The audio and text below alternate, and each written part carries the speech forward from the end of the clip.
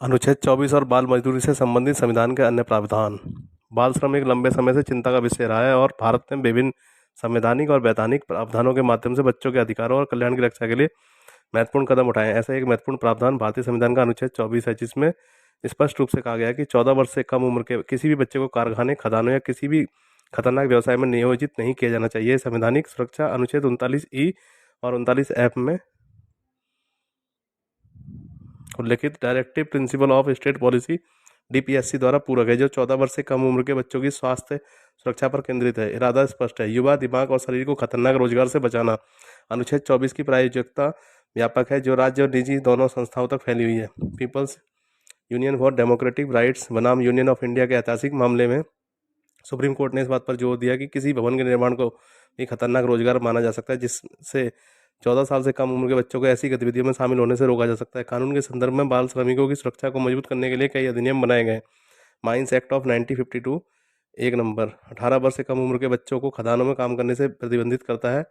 दूसरा, बाल श्रम निषेध और विनियमन अधिनियम 1986 14 वर्ष से कम उम्र के बच्चों का कानून द्वारा सूचीबद्ध खतरनाक व्यवसाय में शामिल होने से रोकता है। व्यापक कवरेज की पेशकश करते हुए पिछले कुछ वर्षों में सूची का विस्तार किया गया है। इसके अतिरिक्त यह अधिनियम अन्य कानूनों जैसे न्यूनतम मजदूरी अधिनियम 1948, बागान श्रम अधिनियम 1951, मर्चेंट शिपिंग अधिनियम 1958 और मोटर ट्रांसपोर्ट वर्कर्स अधिनियम 1961 के अनुरूप है। सरकार ने तकनीकी सलाहकार समिति की सिफारिशों के आधार पर घरेलू नौकरों के रूप में बच्चों के रोजगार पर प्रतिबंध लगा दिया है। 2008 में संशोधन ने खतरनाक व्यवसायों में बाल श्रम को और प्रतिबंधित कर दिया। बच्चों का किशोर न्याय देखभाल और संरक्षण अधिनियम 2000 किसी बच्चे को खतरनाक रोजगार में नियोजित करने वाले किसी भी कार्य को अपराध मानता है, जिसके लिए कारावास की सजा हो सकती है। बच्चों को निःशुल्क और अनिवार्य शिक्षा का अधिकार अधिनियम 2009 अनुच्छेद 21 से अप्रत्यक्ष रूप से अनुच्छेद 24 के साथ संरेखित है। यह शिक्षा के अधिकार को मौलिक अधिकार के रूप में मान्यता देता है, जिसमें कहा गया है कि राज्य को 6 से 14 वर्ष की आयु के बच्चों के लिए मुफ्त और अनिवार्य शिक्षा सुनिश्चित करनी चाहिए। अनुच्छेद 45 6 वर्ष से कम उम्र के बच्चों की बचपन की देखभाल और शिक्षा पर केंद्रित है। 2002 में अनुच्छेद 21 की शुरुआत के साथ इसमें संशोधन किया गया, जिसने 14 वर्ष की आयु पूरी होने तक शिक्षा प्रदान करने के इसके दायरे का विस्तार किया। इसलिए अनुच्छेद 21 और 45 एक साथ मिलकर अप्रत्यक्ष रूप से बच्चों को शिक्षित करने के महत्व पर जोर देकर बाल श्रम पर रोक लगाने का आह्वान करते हैं।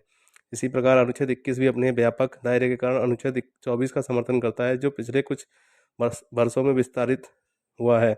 यह ध्यान देने योग्य है कि शिक्षा का अधिकार, जिसे शुरू में 2002 में अनुच्छेद 21 के तहत मान्यता दी गई थी, उन्नी कृष्णन जेपी बनाम आंध्र प्रदेश राज्य 1993 मामले में सुप्रीम कोर्ट द्वारा अनुच्छेद 21 के तहत जीवन के अधिकार का हिस्सा माना गया है। इसलिए अनुच्छेद 21 अनुच्छेद 24 के लिए सहायक प्रावधान के रूप में एक महत्वपूर्ण भूमिका निभाता है। कानूनी शर्तें विभिन्न कानून जैसे फैक्ट्री अधिनियम 1948, खान अधिनियम 1952 और अन्य बच्चों के रोजगार पर रोक लगाते हैं। संसद ने इस मुद्दे को विशेष रूप से संबोधित करने के लिए बाल श्रम निषेध और विनियमन अधिनियम भी बनाया है। खतरनाक रोजगार से बच्चों की सुरक्षा न केवल एक संवैधानिक आदेश है, बल्कि एक मजबूत कानूनी ढांचे द्वारा समर्थित भी है। जैसा कि भारत अपने बच्चों के अधिकारों और कल्याण को प्राथमिकता देना जारी रखता है, ये कानून युवा पीढ़ी के लिए एक उज्जवल सुरक्षित भविष्य सुनिश्चित करने में महत्वपूर्ण भूमिका निभाते हैं।